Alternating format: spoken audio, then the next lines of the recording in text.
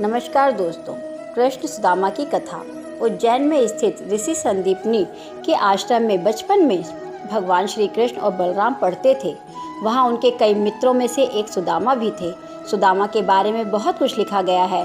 कहते हैं कि सुदामा जी शिक्षा और दीक्षा के बाद अपने गांव अस्मावतीपुर में भिक्षा मांग करके अपना जीवन यापन किया करते थे।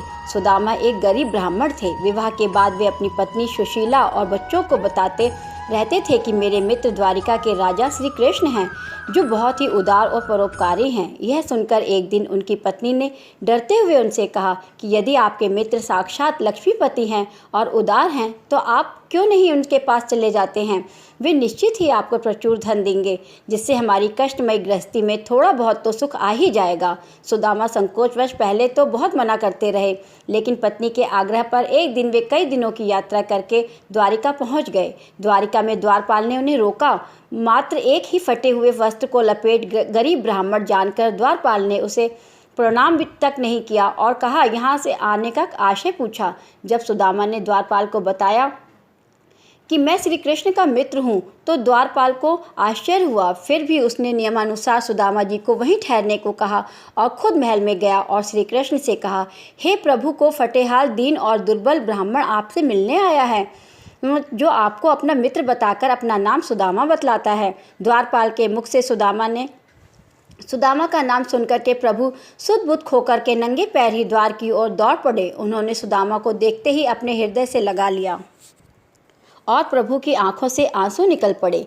वे सुदामा को आदरपूर्वक अपने महल में ले गए। महल में ले जाकर के उन्हें सुंदर से आसन पर बिठाया और रुक्मणी संग उनके पैर धोए।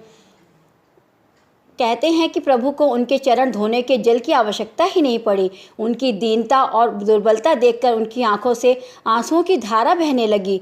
स्नान भोजन आदि के बाद सुदामा को पलंग पर बिठाकर श्री कृष्ण उनकी चरण सेवा करने लगे और गुरुकुल में बिताए दिनों की बातें याद करने लगे। बातों ही बातों में यह प्रसंग भी आया कि किस तरह दोनों मित्र वन में समिधा लेने गए थे और रास्ते में मूसलाधार वर्षा होने लगी तो दोनों मित्रों एक वृक्ष पर चढ़ कर के बैठ गए। सुदामा के पास एक पोटली में दोनों को खाने के लिए गुरु माता ने कुछ चने दिए थे, किंतु वृक्ष पर सुदामा अकेले ही चने खाने लगे। चने खाने की आवाज़ सुनकर श्री कृष्ण ने पूछा कि क्या खा रहे हो सखा। सुदामा ने यह सोच करके झूठ बोल दिया कि कुछ चने कृष्ण को भी देने पड़ेंगे।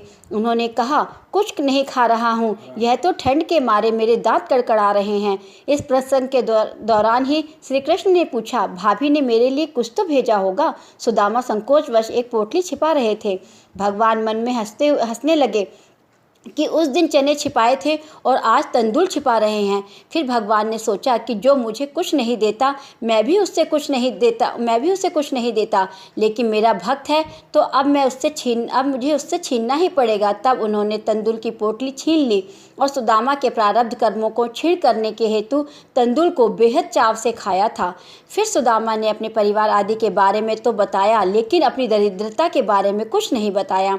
अंत में प्रभु सुदामा को सुंदर शैया पर सुलाया। फिर दूसरे दिन भरपेट भोजन कराने के बाद सुदामा की विदाई की, किंतु विदाई के दौरान उन्होंने उन्हें कुछ भी नहीं दिया। रास्ते भर सुदामा सोचते रहे कि हो सकता है कि उन्हें इसी कारण से धन नहीं दिया गया हो कि कहीं उनमें अहंकार ना आ जाए। यह विचार करते सुदामा अपने मन को समझाते हुए जब घर पहुँचे तो देखा कि उनकी कुटिया के स्थान पर एक भव्य महल खड़ा है और उनकी पत्नी स्वर्णाभूषणों से लदी हुई है और सेविकाओं से घिरी हुई है।